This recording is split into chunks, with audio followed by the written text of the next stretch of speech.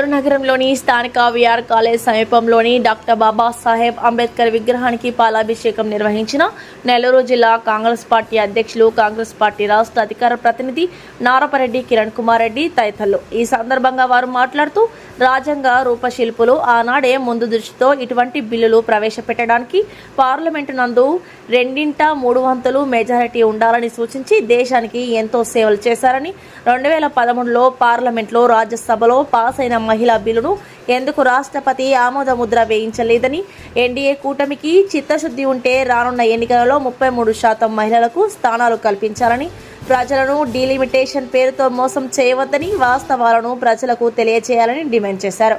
ఈ కార్యక్రమంలో డాక్టర్ యశోధర, సంజయ్ కుమార్, సుధీర్, మల్లికార్జున్ రెడ్డి, కాంగ్రెస్ కార్యకర్తలు, నాయకులు అధిక సంఖ్యలో పాల్గొన్నారు.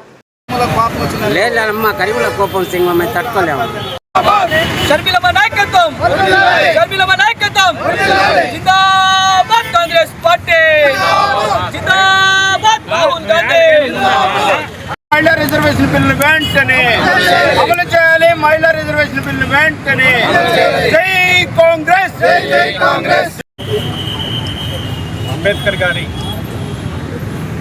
విగ్రహానికి పాలాభిషేకం చేస్తూ ఈ రాష్ట్ర ప్రజలకు కాంగ్రెస్ పార్టీ తరఫున తెలియజేసేది ఏంటంటే, ఆనాడే మహానుభావులందరూ కూడా ఆలోచించి నరేంద్ర మోడీ లాంటి నియంత్రణ ప్రధానమంత్రులు అవుతారు, అయితే ఈ రాజ్యాంగాన్ని విచ్ఛిన్నం చేస్తారని, రాజ్యాంగ సవరణ చేయాలంటే, కాన్స్టిట్యూషనల్ అమెండ్మెంట్ చేయాలంటే ఖచ్చితంగా 2/3 మెజారిటీ ఉండాలి ఉభయ సభలని అప్పట్లోనే అంబేద్కర్ లాంటి మహానుభావులు ఆలోచించి మెజారిటీతో పని లేదు, మెజారిటీ ఉన్నా కూడా అపోజిషన్ నుంచి కూడా 2/3 మెజారిటీ ఉన్నప్పుడే రాజ్యాంగ సవరణ చేయగలిగేటటువంటి ఆలోచన చేసిన మహానుభావులు అంబేద్కర్ గారికి ఈరోజు నిజంగా కూడా ఘన నివాళులు అర్పిస్తున్నాం.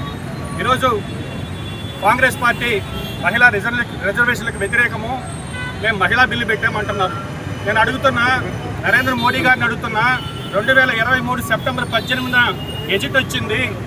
మీరు ఆ రోజు 106వ రాజ్యాంగ సవరణ ద్వారా 33% చట్టసభల్లో మహిళలకు రిజర్వేషన్ ఇస్తానని పెట్టారు. దీన్ని పెడుతూ ఇమీడియట్గా ఇంప్లిమెంట్ చేయకుండా దానికి మళ్ళీ కొలగణన చేసిన తర్వాత మేము ఈ యొక్క రిజర్వేషన్స్ని అమలు చేస్తామని చెప్పారు. కులగణనలు చేయాల. ఈరోజు మళ్ళీ మహిళా రిజర్వేషన్ బిల్ అంటూ దాని వెనక డీలిమిటేషన్ బిల్లును తీసుకొచ్చి దాన్ని జత కలిపి పార్లమెంట్లో ప్రవేశపెట్టి దానికి మహిళా బిల్లుని పేరు పెట్టి ప్రజాస్వామ్యాన్ని అపహాస్యం చేసే విధంగా నరేంద్ర మోడీ గారు నిన్న పార్లమెంట్లో చేయడం జరిగింది. స్పష్టంగా కాంగ్రెస్ పార్టీ డిమాండ్ చేస్తున్నాం, 2023న మీరు దీనికి 454 మంది ఎంపీలు మద్దతు తెలిపారు. ఒక ఎంఐఎం పార్టీలో 2 మినహా. రాజ్యసభలో ఏకగ్రీవంగా ఓటింగే లేకుండా ఈ యొక్క బిల్లుని పాస్ చేసింది కాంగ్రెస్ పార్టీ మద్దతుతో. కాబట్టి ఈరోజు మహిళా రిజర్వేషన్లకు సంబంధించి చిత్తశుద్ధి మీకు లేదు, మహిళల్ని చట్టసభల్లోకి తీసుకురావాలని ఆలోచించిన పార్టీ కాంగ్రెస్ పార్టీ. 33% స్థానిక సంస్థల్లో సర్పంచులు కావచ్చు, ఎంపీటీసీలు, జడ్పీటీసీలు, అదేవిధంగా కౌన్సిలర్లు, కార్పొరేటర్లు, చైర్మన్లు వీటన్నిటిలో కూడా రిజర్వేషన్లు తీసుకొచ్చింది కాంగ్రెస్ పార్టీ కాదా అని అడుగుతున్నాం. కాబట్టి కాంగ్రెస్ పార్టీకి చిత్తశుద్ధి ఉంది. కాంగ్రెస్ పార్టీలో మహిళలు ప్రధానమంత్రులు అయ్యారు, మహిళలు ముఖ్యమంత్రులు అయ్యారు, మహిళలు రాష్ట్రపతులు అయ్యారు. కాబట్టి ఈరోజు బీజేపీ 21 రాష్ట్రాలు పరిపాలిస్తుంటే మీరు ఎంతమంది మహిళా ముఖ్యమంత్రులు పెట్టున్నారని మేము అడుగుతున్నాం. కాబట్టి నరేంద్ర మోడీ గారు కేవలం రాజకీయ అంశంగా రాబోయే ఎలక్షన్స్లో లబ్ధి పొందాలని ఈ బిల్లును తీసుకొచ్చి కొత్త పొలిటికల్ డ్రామాకి తెరలేపారు తప్ప మహిళల పట్ల వాళ్ళకి చిత్తశుద్ధి లేదు. ఇకపోతే ఈ రాష్ట్రానికి సంబంధించి బీజేపీ అంటే బాబు, జగన్, పవన్ అని మేము ఎప్పుడు చెప్తుంటాం. ఎందుకంటే నిన్న జగన్మోహన్ రెడ్డి గారు ఒక ట్వీట్ చేయడం జరిగింది. అంటే జగన్మోహన్ రెడ్డి గారు ఇక్కడేమో అపోజిషన్ పాత్ర పోషిస్తారు, కేంద్రంలోకి వెళ్ళి నరేంద్ర మోడీ గారికి మద్దతు తెలుపుతారు. చంద్రబాబు గారిని అదేవిధంగా జగన్మోహన్ రెడ్డి గారిని సూటిగా కాంగ్రెస్ పార్టీ ప్రశ్నిస్తుంది. మొన్న అమరావతి చట్ట సవరణ బిల్లు పెట్టినప్పుడు అప్పుడు కూడా ప్రత్యేక హోదా గురించి ఒక్క పార్లమెంట్ సభ్యుడు కూడా నోరు తెరవలేదు. అదేవిధంగా దీనికి సంబంధించి రాష్ట్రానికి సంబంధించిన పోలవరం ప్రాజెక్టు కావచ్చు, అమరావతికి నిధులు కావచ్చు, ప్రత్యేక హోదా అంశం కావచ్చు, ఇట్లాంటివన్నీ కూడా పట్టించుకోకుండా వాటన్నిటిని పక్కన పెట్టి ఈరోజు కావాలనే దురుద్దేశంతో కాంగ్రెస్ పార్టీ మహిళా బిల్లుకు వ్యతిరేకమైన దుష్ప్రచారం చేస్తుంది. కాబట్టి కాంగ్రెస్ పార్టీ తరఫున స్పష్టంగా డిమాండ్ చేస్తున్నాం, ఈ యొక్క చట్టసభల్లో అనుమతి పొంది ఏదైతే గెజిట్ రూపంలో ఉండేటటువంటి ఈ యొక్క బిల్లుని ఇమీడియట్గా క్యాస్ట్ సెన్సెస్తో పని లేకుండా అమలు చేసి రాబోయేటటువంటి ఉత్తరప్రదేశ్ అసెంబ్లీ ఎలక్షన్లో మహిళలకు 33% రిజర్వేషన్లు కల్పించాలి. కాబట్టి స్పష్టంగా ఈరోజు దేశ ప్రజలకు అర్థమైంది, ఇది బీజేపీ పార్టీ యొక్క ఓటమి, కాంగ్రెస్ పార్టీ యొక్క గెలుపుగానే దేశ ప్రజలు భావిస్తున్నారు.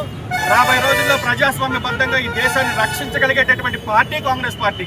ఒకవేళ ఈరోజు కనుక 2/3 మెజార్టీ నరేంద్ర మోడీ గారికి ఉంటే ఈ రాజ్యాంగాన్ని మార్చేసి రిజర్వేషన్లు తీసేసి నేనే శాశ్వత ప్రధానమంత్రిని పెట్టుకునేటటువంటి ప్రమాదం కూడా ఉంది. కాబట్టి బీజేపీ అనేటటువంటి పార్టీ ఒక మతతత్వ పార్టీ, మతానికి సంబంధించినటువంటి అంశాలను ఎత్తుకెత్తుకొని ఈరోజు దేశాన్ని విచ్ఛిన్నం చేయాల్సి వస్తుంది. కాబట్టి దేశ ప్రజలందరూ కూడా అప్రమత్తంగా ఉండాలి.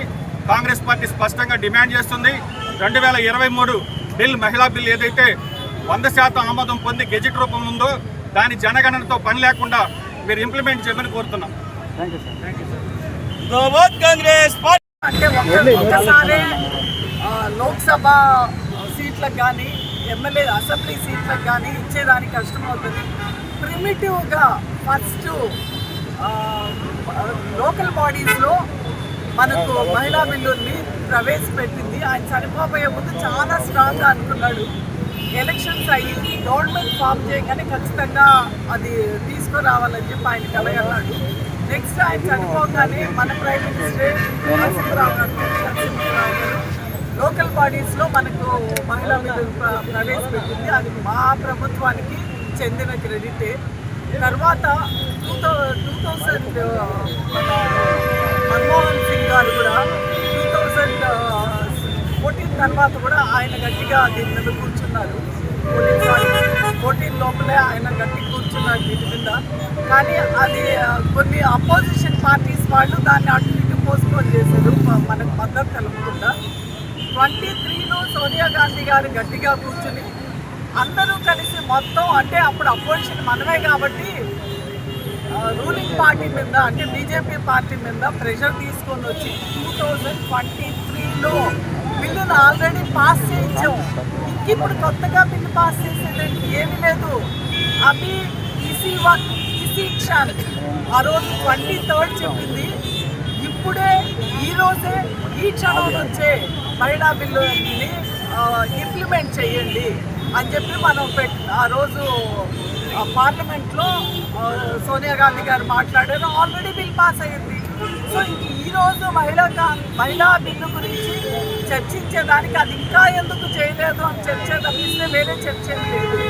సో ఈరోజు ఇంపార్టెంట్ మేము అపోజ్ చేసేది, మేము 100% అసలు ఆల్రెడీ పాస్ అయిపోయిన బిల్లు గురించి మళ్ళీ మాట్లాడేది కానివ్వండి, ఇంప్లిమెంట్ చేయండి అదొక్కటే మా డిమాండ్. ఎందుకు ఇంకా డిలే జరుగుతుంది, ఇంప్లిమెంట్ చేయండి అనేది ఒకటే డిమాండ్. సో ఇప్పుడు ఇవన్నీ ఎందుకు కలిపారంటే మహిళా బిల్లు మీద మేము తొందరపడుతున్నాం, కాంగ్రెస్ పార్టీ మేము తొందరపడుతున్నాము. సో వాళ్ళు ఏంటంటే దాన్ని అడ్డం పెట్టుకుని వీళ్ళు ఎలా తొందరపడుతున్నారు, వీళ్ళ దగ్గర మన పని ఎలా చేయించుకోవాలని దాంట్లో కలిపి డీలిమిటేషన్ని తీసుకొచ్చారు. సో డీలిమిటేషన్ చెయ్యాలి అంటే 2012 సెన్సెస్ బట్టి చేస్తామంటే లీడర్ ఆఫ్ అపోజిషన్ 2012 కాదు, ఇప్పుడు ఆల్రెడీ మొదలుపెట్టున్నాం సెన్సెస్ అన్నారు. ఈ సెన్సెస్ ప్రకారం చేయండి. 2012 అనేది ఓల్డ్ సెన్సెస్, దాంట్లో చాలా వరకు రాలేదు. సో అందుకని లేటెస్ట్ సెన్సెస్తో బట్టి చేయండి అని చెప్తున్నారు. ఇంకొక క్లాస్ ఆయన చెప్పేది ఏంటంటే కాశ్మీర్లోను అస్సాంలోను ఇలాగే డీలిమిటేషన్ చేసి, సో అక్కడ ఏం చేశారు, అక్కడ వచ్చిన దీని ప్రకారం ఎట్లుందంటే 25 lakh ఒక ఎంపీ కాన్స్టిట్యున్సీలో 25 lakh ఓటర్స్ ఉన్నారు. ఒక కాన్స్టిట్యున్సీలో ఏమో 8 lakhs ఉన్నారు.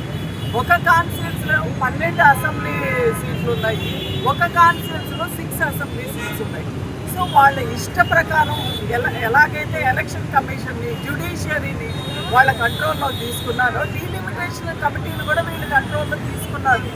అలా కాకుండా డీలిమిటేషన్ కమిటీని వేసి వాళ్ళు ఎలా చేస్తున్నారో నిర్ధారించి చేయమని మాత్రమే అడుగుతున్నాం. డీలిమిటేషన్ని చెయ్యొద్దని చెప్పట్లేదు.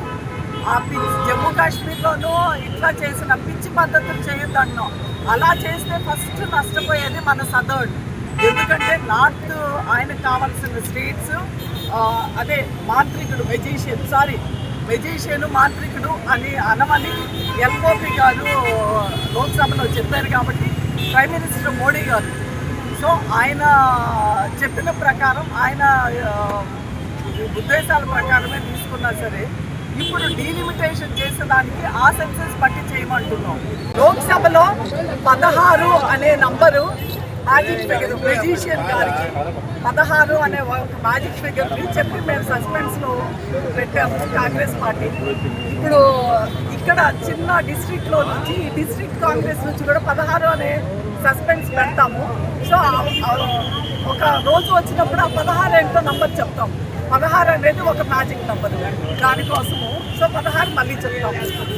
ఈ వీడియో కనుక మీకు నచ్చినట్లయితే లైక్ చేసి షేర్ చేయండి. మరిన్ని లేటెస్ట్ అప్డేట్స్ కోసం మా ఛానల్ ని సబ్స్క్రైబ్ చేయండి.